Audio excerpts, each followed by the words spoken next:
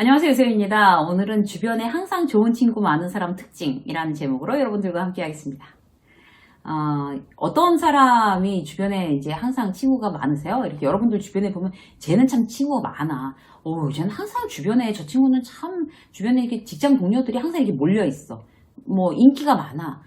다들 저 사람을 좋아해. 이런 이제 유별난 사람들이 있죠. 그런 사람들 보면 부럽죠. 누구든지. 주변에 사람 많고, 많이 사람이 몰리고, 이런 사람들은 부러워합니다. 어떤 공통점이 있을까요? 혹시 우리가 갖고 있지 않은 어떤 특성을 갖고 있다고 하면 벤치마킹 해서 나도 좋은 친구들을 주변에 많이 두는 그런 사람으로 변모하는 그런 훈련들을 해보시자고요. 첫 번째, 궁금해하지 않아요.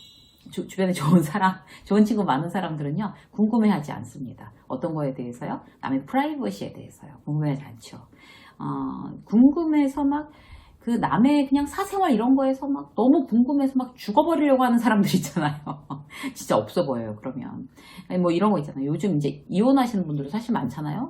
이게 여기저기에 많아요, 그런 사람들이. 그러면 회사에도 있죠. 근데 가서 물어보는 거예요. 왜 이혼했는지 물어봐도 돼? 이렇게 기회를 타가지고. 그런 질문은 정말 하는 게 아닌데, 너무 궁금해서 못 참는 거죠. 제일 정말 어이없는 것 같아요. 그게 왜 궁금할까? 남이 왜 이혼을 했는지. 결혼 왜 아직 안 했어요? 이렇게 묻는 질문도 질문 자체가 너무 바보 같은 질문인 거죠. 아니, 결혼 안 했으니까 안 한 거지. 왜 안 하긴? 무슨 특별한 이유가 있어서 안 한 게 아니에요, 보통. 근데 그렇게 얘기하는 거. 그것도 정말 남의 프라이버시를 너무너무 궁금해하는 거죠. 몇 살이에요? 이렇게 물어보는 것도 마찬가지입니다. 우리나라 사람들만 그런다 그러죠. 딴 나라 사람들은 절대 나이 안 물어보는데. 근데 요즘 많이 좋아지긴 했는데 아직도 일단 몇 년생이야부터 시작해서 일단 딱 이렇게 순번 정하고 시작하는 그런 모임들도 있어요. 저는 이제 진로 코칭 할 때는 이제 물어봐요. 몇 년생인지. 그건 이제 필요한 내용이니까. 그런데 진로 코칭 하지 않을 때는 절대 남의 학교, 전공, 출신 도시, 나이 이런 거 안 물어보죠. 누가 이제 회사를 그만둔다고 해요. 그러면 왜 그만둔지 궁금해하는 건 오케이. 그런데 그걸 이제 굉장히 아주 디테일하게 들어가는 사람들이 있어요. 김 팀장이랑 안 좋았지. 어쩐지 아슬아슬 하더라. 김 팀장이 원래 사람이 후배들을 괴롭히는 데가 있어. 예전에 그만둔 저 최대리도 김 팀장이 괴롭혀서 그만둔 거잖아. 이렇게. 결국 뭐예요? 루머죠. 이제 만들어가는 거예요. 너무 남의 사생활에 대해서 굉장히 궁금해하면 나쁜 점. 루머를 스스로 양산한다는 거죠. 누군가 이제 회사를 그만둔다고 하는 소리를 들었어요. 아쉽네. 여기서 딱 끝내야 되는데. 김 팀장 때문이지? 그래. 어쩐지 안 좋은 것 같더라. 아슬아슬해. 김 팀장이 원래 사람 후배들을 좀 괴롭혀. 이렇게 한 게 뭐예요? 점점 루머를 정확하지 않은 얘기를, 팩트한 얘기를 이제 점점 부풀리는 거죠. 그래서 남의 사생활에 대해서 관심을 가면 안 좋은 이유가 뭔가 하면 남의 일에 대해서 억측하고 루머를 양산하기 때문입니다. 그래서 예를 들어서 이제 회사에서 이제 발령이 났어요. 근데 좌천성이에요. 누가 봐도. 그러면은 쟤는 왜 좌천을 당한 거냐? 계속 그럼 다닌대냐? 어디 다니겠냐? 자존심 상해서 나 같은 그냥 당장 오늘로 사표 쓴다 이래가면서 남의 일에 감나라 판나라 대추너라 이렇게 하는 이런 방법들이 대단히 주변 사람을 다 이렇게 떨어뜨리게 하고, 그다음에 이제 신뢰감을 잃게 합니다. 그런데 이제 남의 얘기에 대해서 정말 이제 관심을 갖지 말자. 프라이버시에 대해서 궁금해하지 말자. 이게 첫 번째 조건이 되겠습니다. 동창회에 갔어요. 굉장히 센스 있게 말하는 이제 사람과 센스 없게 말하는 친구가 있죠. 누구 얼굴이 이제 이제 너무 상한 거예요. 이렇게 듣는 말에 의하니까 또 이제 무슨 이제 가정사가 굉장히 복잡했대요. 그러면 너 얼굴 너무 상했다. 너 남편이랑 무슨 일 있어? 아내랑 무슨 일 있어? 식구들이랑 무슨 일이야? 이런 얘기 쟤네들이 하던데 그거 사실이야? 이래가면서 하는 친구는 대단히 센스 없는 유형. 얼굴에 이제 많이 이제 살이 빠지고 이랬다 그러면 거기에 대해서 무슨 일 있어? 얼굴 많이 상했다가 아니고 다이어트 이게 심하게 하는 거 아니야? 몸매는 좋아진 것 같은데 건강을 더 생각을 해야지. 라고 정말 이렇게 좀 둘러서 그 사람의 어떤 치부를 건드리지 않고 그렇게 이야기하는 어떤 위트 이런 것들이 이제 친구한테 배려지요, 사실. 그래서 상대의 마음을 다치게 하는 얘기냐 아니냐 이런 것들은 말하기 전에 미리 생각해보는 게 굉장히 중요한 것 같아요. 자, 두 번째, 감탄하고 부러워한다. 주변에 사람 많은 사람들은요, 감탄하고 부러워하는 걸 잘합니다. 부러우면 지는 거다. 전 그 말이 늘 못마땅했어요. 아니, 왜 부러우면 지는 거예요? 그런 부러우면 지는 거라는 마음을 먹는 게 진짜 지는 거죠. 부러우면 부러워해야죠. 순수하게 부러워해야 나한테도 이제 발전이 있고, 부러움을 당하는 사람도 이제 기분이 좋잖아요. 인간관계에서도 가장 가성비가 높은 게 바로 이제 감탄하고 부러워하는 게 아닌가 싶습니다. 예를 들어 볼게요. 아이가 취직을 했어요. 이제 친구 애가. 학교에서 또 친구 애가 무슨 또 상을 탔대요. 그럼 이제 그 엄마가 이제 커피를 사고 밥을 사고 이제 이렇게 하는 거예요. 그러면 그 중에서도 마지못해서 축하해 좋겠다 이렇게 하면서 그냥 밥만 먹는 사람과 정말 진심으로 얼마나 좋니? 너무 부럽다. 너무 축하해. 그게 얼마나 어려운 일인데 어쩜 그렇게 잘했니? 너무 좋겠구나. 라고 몇 번이나 감탄하고 부럽다고 얘기해 주는 거.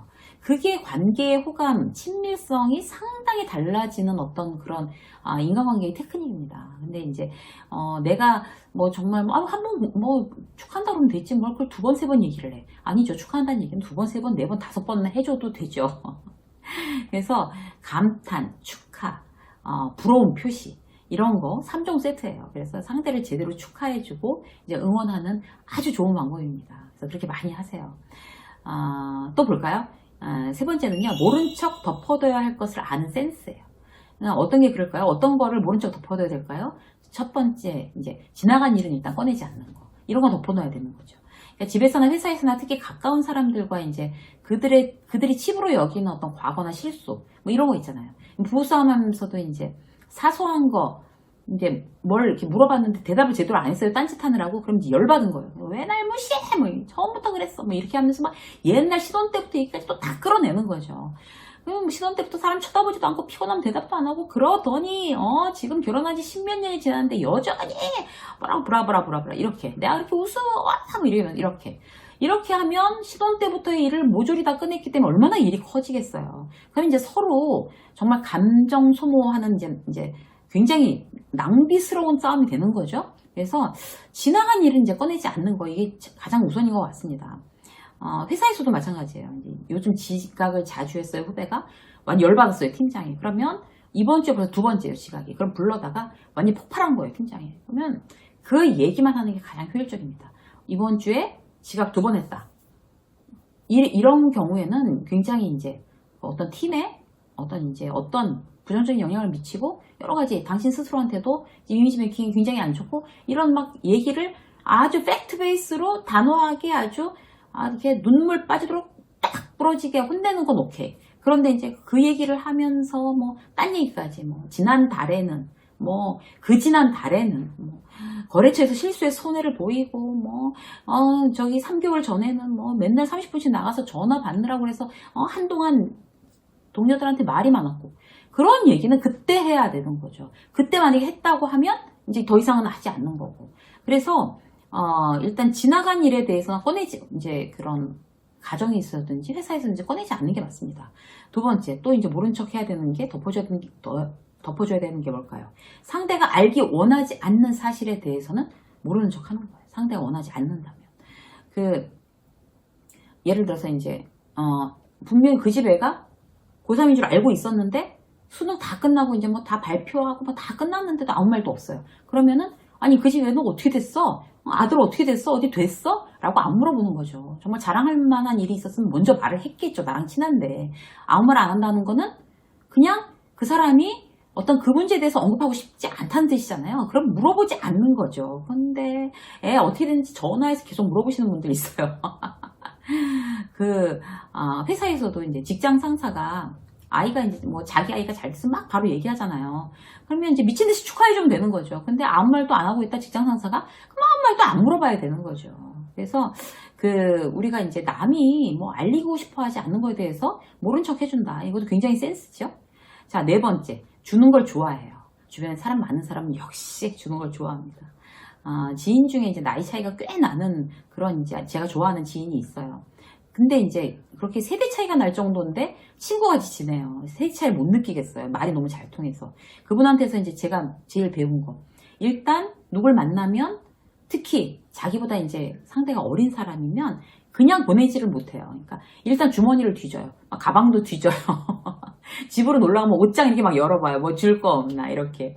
그분의 특징이에요. 제 지인의. 줄 게 없으면 자기가 달고 있던 브로치라도 빼서 주거나 뭐 스카프라도 풀어서 주거나 그렇게 해요. 그리고 막 정말 정 없으면 그 노트에 이렇게 왜 다이어리에 끼워져 있는 볼펜 있잖아요. 이거 볼펜 가질래? 그게 완전히 이제 그게 습관이 돼서 주고 싶은 마음이. 그래서 제가 보고서 진짜 막 굉장히 막 그 볼펜 이거 가질래 하는 소리에 너무너무 한번 웃었던 기억이 나요. 그런 분들이 제 주변에 이제 몇 명 계세요. 그래서 또 한 분은 얼굴만 보면 밥은 뭐 먹을래? 그럼 제가 뭐라고 하면 아니 뭐 6.25야 왜 얼굴만 보면 밥 얘기를 해. 제가 이렇게 막 놀렸어요. 그런데 그 말이 그렇게 다정하게 들릴 수가 없어요. 그래서 나를 위해주는 느낌? 진짜로 위해주는 느낌? 그런 느낌이 드는 거죠. 그래서 이제 나이 들수록 그분들을 닮아가고 싶어요. 주머니를 뒤지고 뭐 밥 먹을래? 물어보고 막 이런 거 있잖아요. 그래서 주는 걸 좋아하면 주변에 좋은 사람들이 많이 생기는 거는 정말 사실인 것 같습니다. 저희 엄마는요, 그러니까 일단 뭘 사도 굉장히 많이 사세요. 그래갖고 이걸 누가 다 먹는다고 이렇게 많이 쓰냐고 그러면 이제 엄마의 이제 트레이드마크 뭐라고 하냐면 우리만 먹냐 이거예요. 우리만 먹냐. 그 얘기도 굉장히 다정하죠. 우리만 먹냐 이 얘기도. 저 사람과 이제 친해지고 싶다라고 할 때는 일단 주머니를 여세요, 여러분. 그래서 그게 이제 전부는 아니지만 마음을 열고 마음이 열리면 저절로 주머니가 열리죠. 그래서 칭찬해주고 고맙다고 얘기하고 시간을 내주고 작은 선물도 주고 이렇게 하는 그런 거에 대해서 굉장히 내가 저 사람한테 정말 잘 보이고 싶어가 아니라 주고 싶다, 주는 게 좋다라고 생각하는 사람들이 정말 주변에 사람이 많습니다. 한 가지만 더 볼까요? 긍정에 부정으로 답하지 않는 거예요. 그러니까 예를 들어서 이제 잔뜩 신나서 이제 이야기할 때 참을 확 끼얹지 않는다는 얘기죠. 그러니까 이번 회사에서 이제 후배가 그런 거예요. 이번 프로젝트 성공 아니에요? 이 정도면? 하고 이제 막 흥분해하고 이제 후배가 신나게 얘기를 했어요.